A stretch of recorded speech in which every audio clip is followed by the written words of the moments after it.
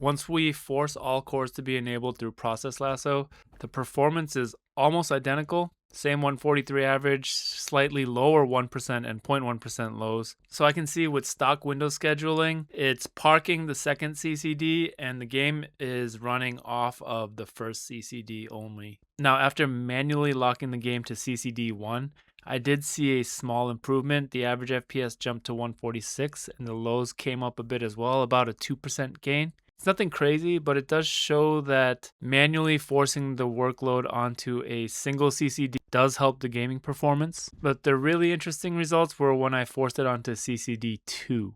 This is where we see the biggest jump. We have an average FPS of 150 and about a 4 to 5% improvement across the board for averages and lows. And that's actually a noticeable difference even in an offline run. So as we can see, not all configurations of this chip are equal for gaming. The stock scheduling is fine, the performance was okay, but once I isolated the game to CCD2, the performance increased and it was smoother overall. And this makes sense because CCD1 is handling the OS, services, background applications, all that kind of stuff. So pushing the game onto CCD2 where that stuff isn't happening does result in a little bit of a performance boost in Tarkov. All right, now moving into the online results. Stock window scheduling comes in at a 128 FPS average with 1% lows at 101 and 0.1% lows at 84. Compared to offline, you can already see the drop, and that's expected with server load and AI now in the mix. When I forced all cores to be enabled through Process Lasso, the performance is, again, basically identical but slightly worse,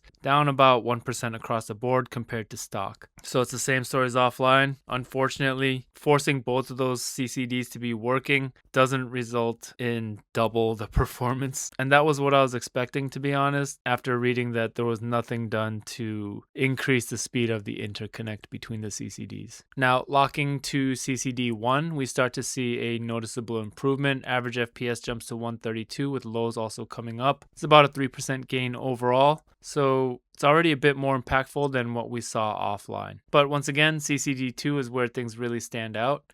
134 FPS average with 1% lows at 106 and 0.1% lows at 92.